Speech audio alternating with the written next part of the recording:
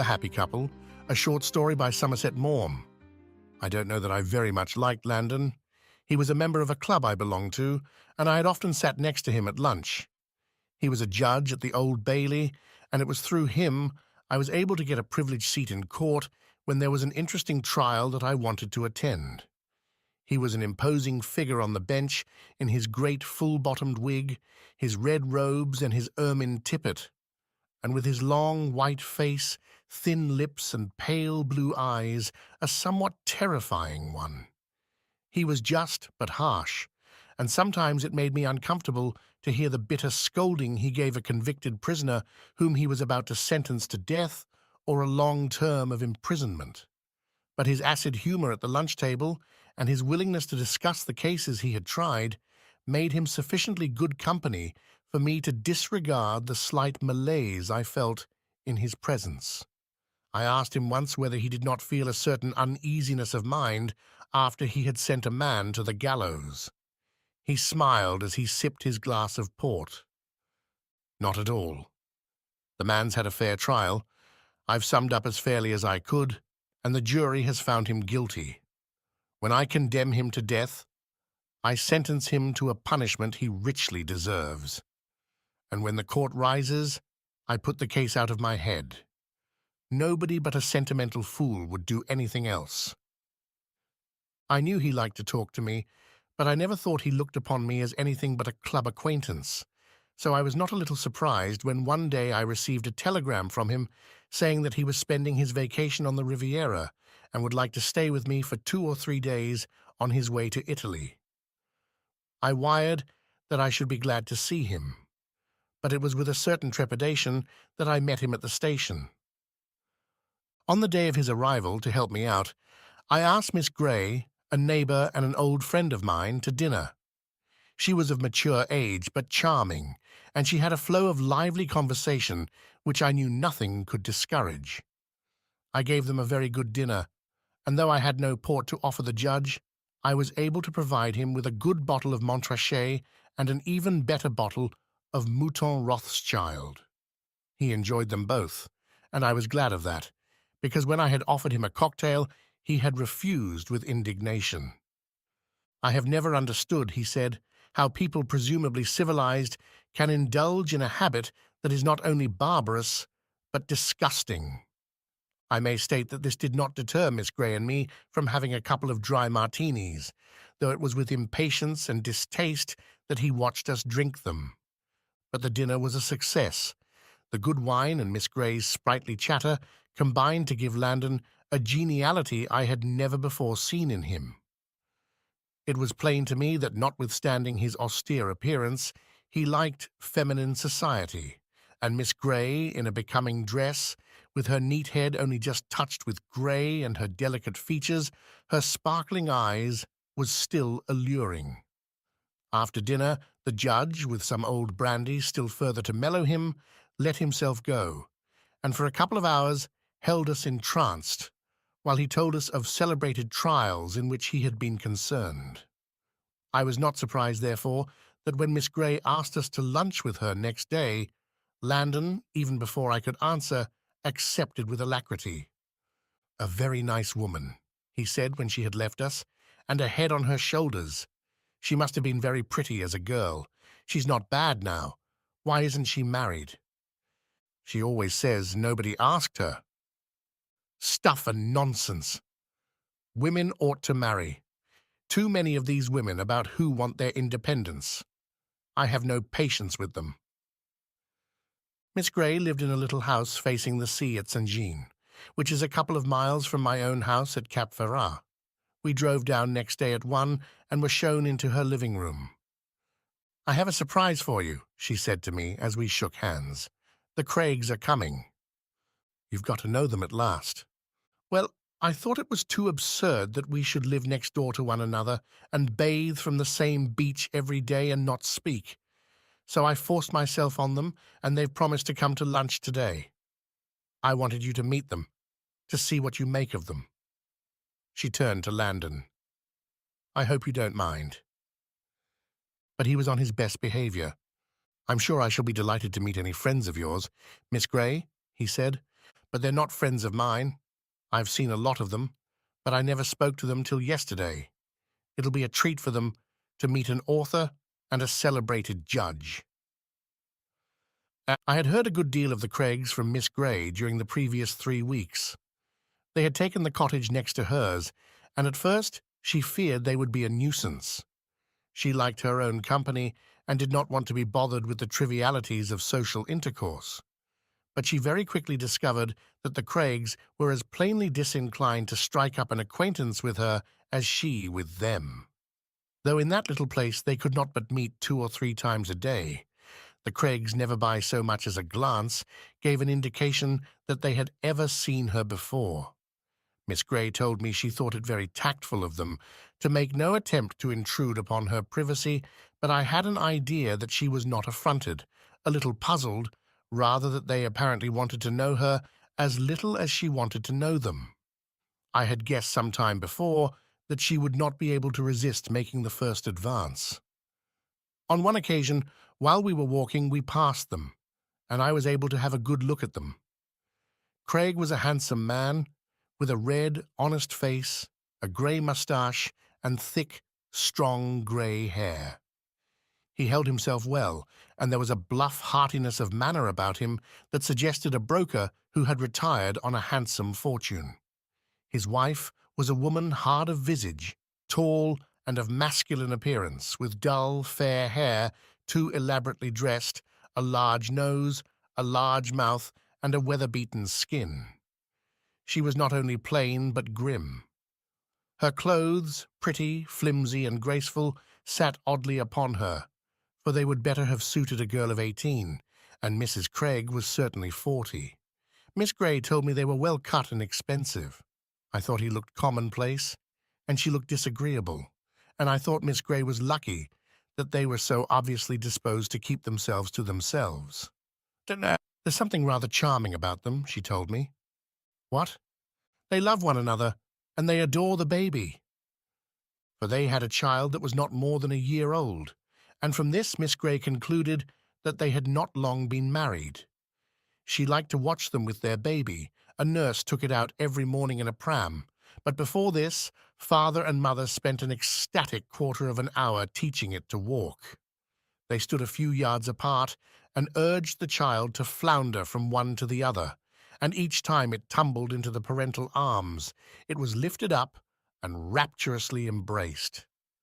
And when finally it was tucked up in the smart pram, they hung over it with charming baby talk and watched it out of sight as though they couldn't bear to let it go. Miss Grey used often to see them walking up and down the lawn of their garden arm in arm. They did not talk, as though they were so happy to be together that conversation was unnecessary. And it warmed her heart to observe the affection which that dour, unsympathetic woman had so obviously for her tall, handsome husband. It was a pretty sight to see Mrs. Craig brush an invisible speck of dust off his coat, and Miss Grey was convinced that she purposely made holes in his socks in order to have the pleasure of darning them, and it looked as though he loved her as much as she loved him. Every now and then he would give her a glance, and she would look up at him and smile, and he gave her cheek a little pat. Because they were no longer young, their mutual devotion was peculiarly touching. I never knew why Miss Grey had never married. I felt as certain as the judge that she had had plenty of chances, and I asked myself, when she talked to me about the Craigs, whether the sight of this matrimonial felicity didn't give her a slight pang. I suppose complete happiness is very rare in this world, but these two people seemed to enjoy it, and it may be that Miss Grey was so strangely interested in them only because she could not quite suppress the feeling in her heart that by remaining single she had missed something. Because she didn't know what their first names were, she called them Edwin and Angelina. She made up a story about them. She told it to me one day, and when I ridiculed it, she was quite short with me. This, as far as I can remember, is how it went. They had fallen in love with one another years before, perhaps 20 years, when Angelina, a young girl then, had the fresh grace of her teens, and Edwin was a brave youth, setting out joyously on the journey of life. And since the gods, who are said to look upon young love with kindliness, nevertheless do not bother their heads with practical matters, neither Edwin nor Angelina had a penny to bless himself with. It was impossible for them to many, but they had courage, hope, and confidence. Edwin made up his mind to go out to South America, or Malaya, or where you like, make his fortune, and return to marry the girl who had patiently waited for him. It couldn't take more than 2 or 3 years, 5 at the utmost. And what is that, when you're 20 and the whole of life is before you? Meanwhile, of course, Angelina would live with her widowed mother. But things didn't pan out according to schedule. Edwin found it more difficult than he had expected to make a fortune. In fact, he found it hard to earn enough money to keep body and soul together, and only Angelina's love and her tender letters gave him the heart to continue the struggle. At the end of 5 years, he was not much better off than when he started. Angelina would willingly have joined him and shared his poverty, but it was impossible for her to leave her mother, bedridden as she was, poor thing, and there was nothing for them to do but have patience. And so the years passed slowly, and Edwin's hair grew grey, and Angelina became grim and haggard. Hers was the harder lot, for she could do nothing but wait. The cruel glass showed such charms as she had possessed slip away from her one by one, and at last she discovered that youth, with a mocking laugh and a pirouette, had left her for good. Her sweetness turned sour from long tending of a querulous invalid. Her mind was narrowed by the society of the small town in which she lived. Her friends married and had children, but she remained a prisoner to duty. She wondered if Edwin still loved her. She wondered if he would ever come back. She often despaired. 10 years went by, and 15, and 20. Then Edwin wrote to say that his affairs were settled. He had made enough money for them to live upon in comfort, and if she was still willing to marry him, he would return at once. By a merciful interposition of Providence, Angelina's mother chose that very moment to abandon a world in which she had made herself a thorough nuisance. But when after so long a separation they met, Angelina saw with dismay that Edwin was as young as ever. It's true his hair was grey, but it infinitely became him. He had always been good-looking, but now he was a very handsome man, in the flower of his age. She felt as old as the hills. She was conscious of her narrowness, her terrible provincialism, compared with the breadth he had acquired by his long sojourn in foreign countries. He was gay and breezy as of old, but her spirit was crushed. The bitterness of life had warped her soul. It seemed monstrous to bind that alert and active man to her by a promise 20 years old, and she offered him his release. He went deathly pale. "Don't you care for me any more?" he cried brokenly. And she realized on a sudden, oh, the rapture, oh, the relief, that to him, too, she was just the same as she had ever been. He had thought of her always as she was. Her portrait had been, as it were, stamped on his heart, so that now, when the real woman stood before him, she was, to him, still 18. So they were married. "I don't believe a word of it," I said, when Miss Grey had brought her story to its happy ending. "I insist on your believing it," she said. "I'm convinced it's true, and I haven't the smallest doubt that they'll live happily together to a ripe old age." Then she made a remark that I thought rather shrewd. "Their love is founded on an illusion, perhaps, but since it has to them all the appearance of reality, what does it matter?" While I have told you this idyllic story of Miss Grey's invention, the 3 of us, our hostess, Landon, and myself, waited for the Craigs to come. "Have you ever noticed that if people live next door to you, they're invariably late?" Miss Grey asked the judge. "No, I haven't," he answered acidly. "I'm always punctual myself, and I expect other people to be punctual." "I suppose it's no good offering you a cocktail?" "None whatever, madam." but I have some sherry that they tell me isn't bad." The judge took the bottle out of her hands and looked at the label. A faint smile broke on his thin lips. "This is a civilized drink, Miss Gray. With your permission, I will help myself. I never knew a woman yet who knew how to pour out a glass of wine. One should hold a woman by the waist, but a bottle by the neck." While he was sipping the old sherry with every sign of satisfaction, Miss Gray glanced out of the window. "Oh, that's why the Craigs are late. They were waiting for the baby to come back." I followed her eyes and saw that the nurse had just pushed the pram past Miss Gray's house on her way home. Craig took the baby out of the pram and lifted it high in the air. The baby, trying to tug at his moustache, crowed gleefully. Mrs. Craig stood by watching, and the smile on her face made her harsh features almost pleasant. The window was open, and we heard her speak. "Come along, darling," she said. "We're late." He put the baby back in the pram, and they came up to the door of Miss Gray's house and rang the bell. The maid showed them in. They shook hands with Miss Gray, and because I was standing near, she introduced me to them. Then she turned to the judge. "And this is Sir Edward Landon, Mr. and Mrs. Craig." One would have expected the judge to move forward with an outstretched hand, but he remained stock still.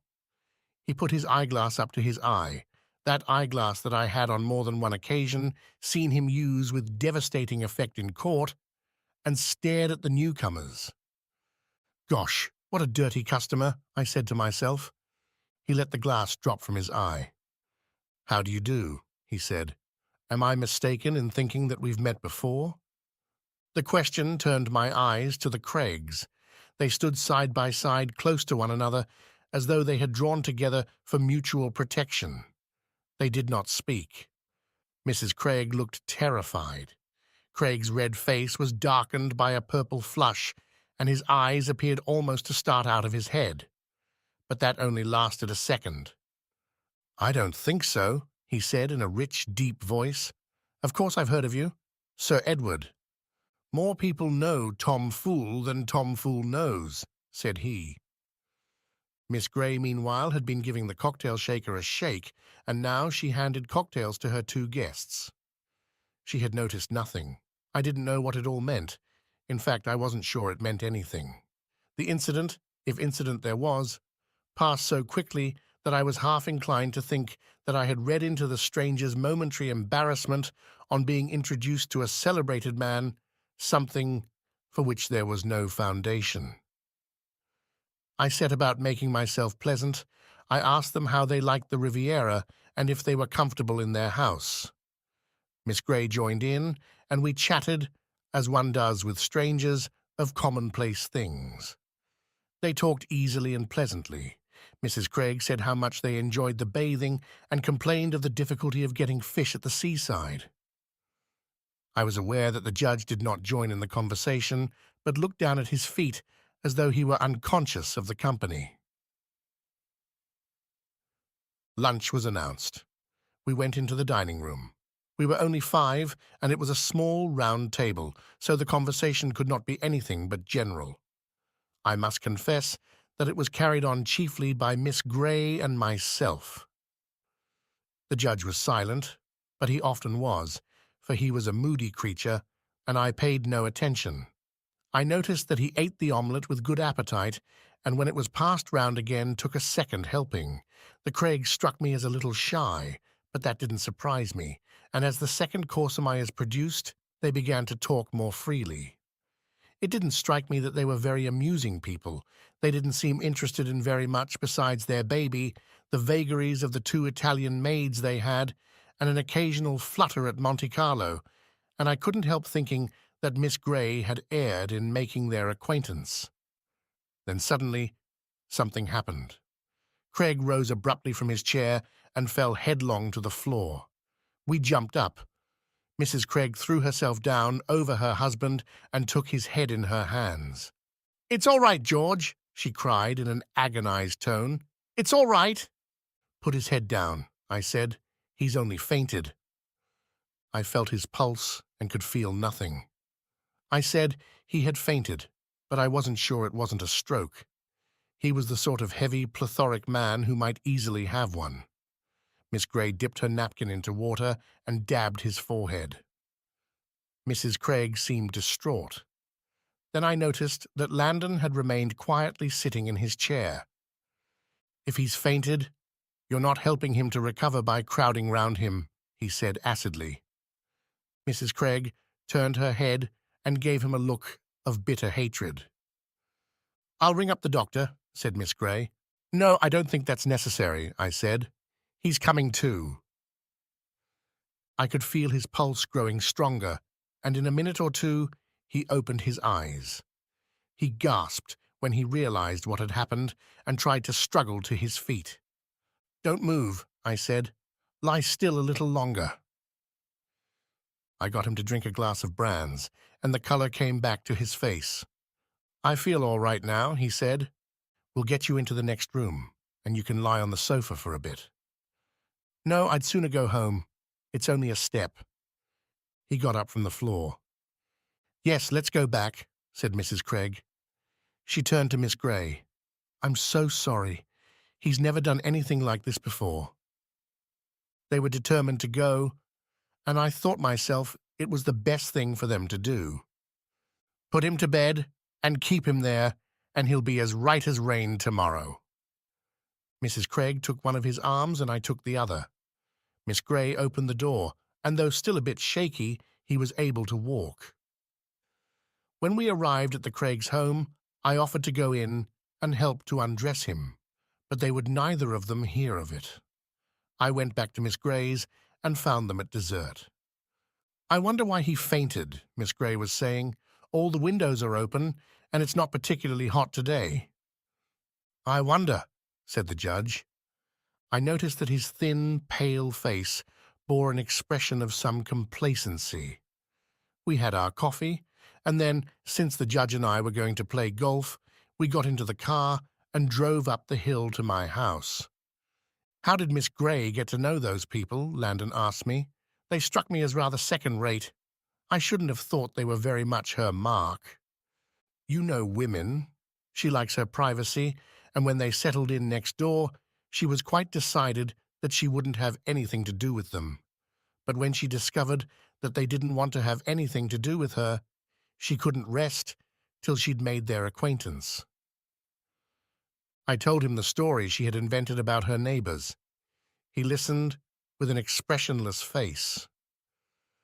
"I'm afraid your friend Miss Grey is a sentimental donkey, my dear fellow," he said when I had come to an end. "I tell you, women ought to marry. She'd soon have had all that nonsense knocked out of her if she'd had 6 brats." "What do you know about the Craigs?" I asked.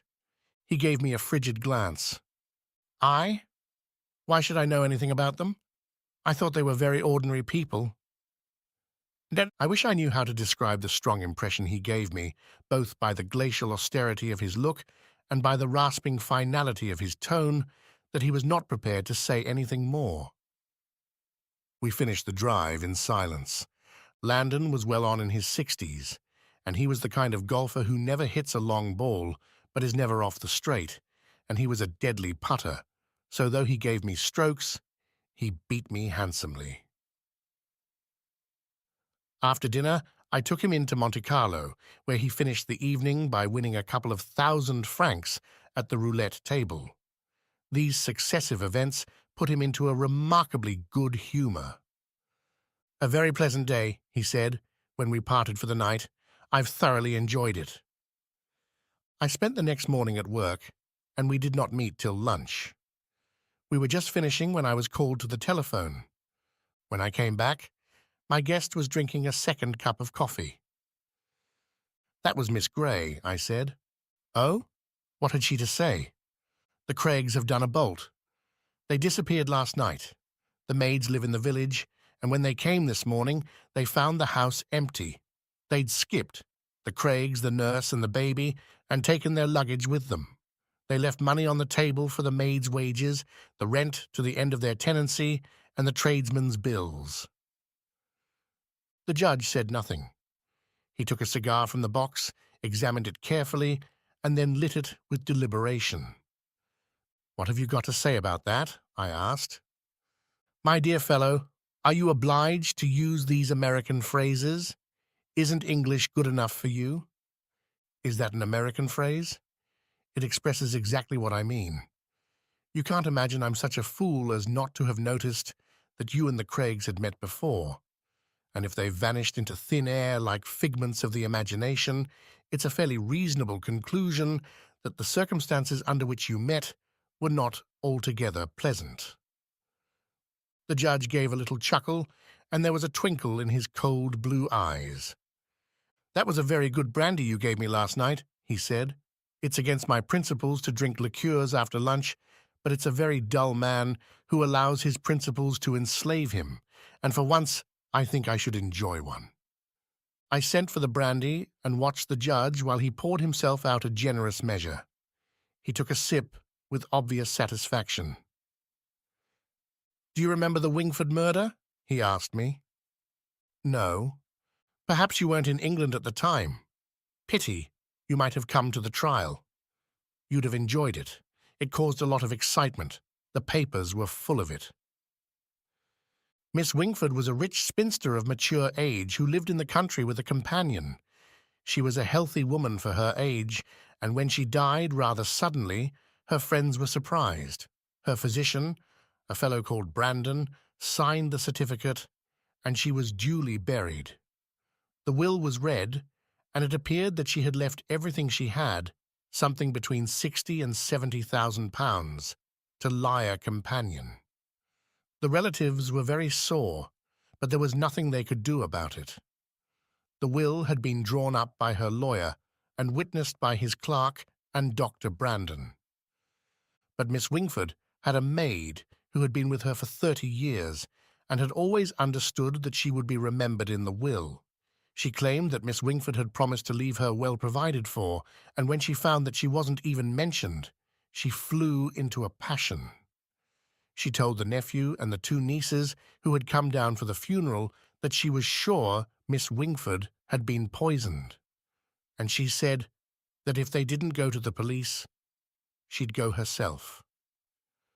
Well, they didn't do that, but they went to see Dr. Brandon. He laughed. He said that Miss Wingford had had a weak heart, and he'd been treating her for years. She died just as he had always expected her to die, peacefully in her sleep, and he advised them not to pay any attention to what the maid said. She had always hated the companion, a Miss Starling, and been jealous of her. Dr. Brandon was highly respected. He had been Miss Wingford's doctor for a long time, and the 2 nieces who'd stayed with her often knew him well. He was not profiting by the will, and there seemed no reason to doubt his word. So the family thought there was nothing to do but make the best of a bad job and went back to London. But the maid went on talking. She talked so much that at last the police, much against their will, I must admit, were obliged to take notice, and an order to exhume the body was made. There was an inquest, and it was found that Miss Wingford had died from an overdose of veronal. The coroner's jury found that it had been administered by Miss Starling, and she was arrested. A detective was sent down from Scotland Yard, and he got together some unexpected evidence. It appeared that there'd been a good deal of gossip about Miss Starling and Dr. Brandon. They'd been seen a lot together in places in which there was no reason for them to be, except that they wanted to be together, and the general impression in the village was that they were only waiting for Miss Wingford to die to get married.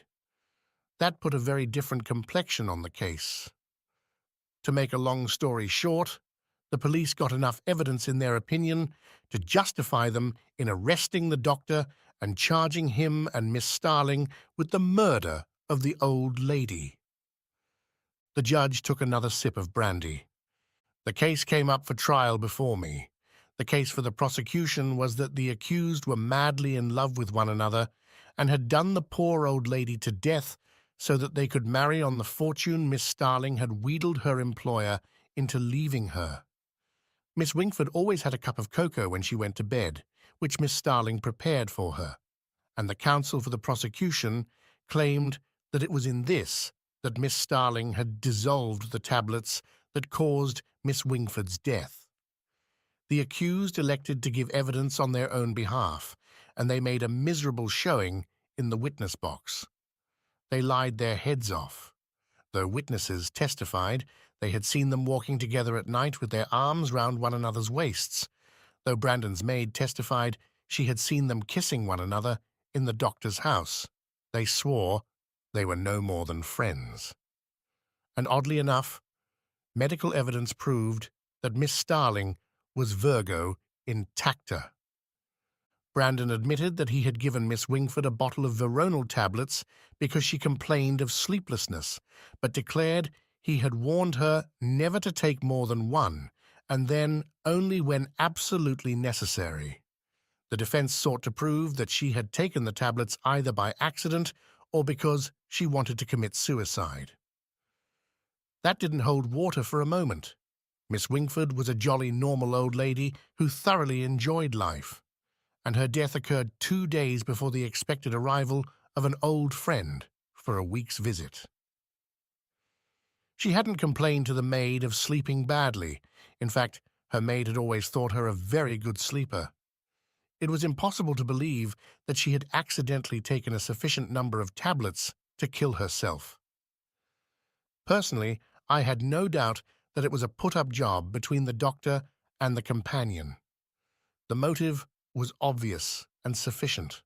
I summed up, and I hope summed up fairly, but it was my duty to put the facts before the jury, and to my mind, the facts were damning.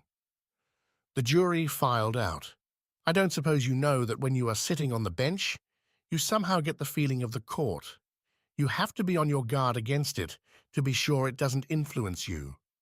I never had it more strongly than on that day that there wasn't a soul in court who wasn't convinced that those two people had committed the crime with which they were charged. I hadn't the shadow of a doubt that the jury would bring in a verdict of guilty. Juries are incalculable. They were out for 3 hours, and when they came back I knew at once that I was mistaken. In a murder case, when a jury is going to bring in a verdict of guilty, they won't look at the prisoner. They look away. I noticed that 3 or 4 of the jurymen glanced at the 2 prisoners in the dock. They brought in a verdict of not guilty. The real names of Master and Mrs. Craig are Dr. and Mrs. Brandon. I'm just as certain as I am that I'm sitting here that they committed between them a cruel and heartless murder and richly deserve to be hanged. What do you think made the jury find them not guilty? I've asked myself that. And do you know the only explanation I can give? The fact that it was conclusively proved that they had never been lovers. And if you come to think of it, that's one of the most curious features of the whole case. That woman was prepared to commit murder to get the man she loved, but she wasn't prepared to have an illicit love affair with him. Human nature is very odd, isn't it? Very, said Landon, helping himself to another glass of brandy.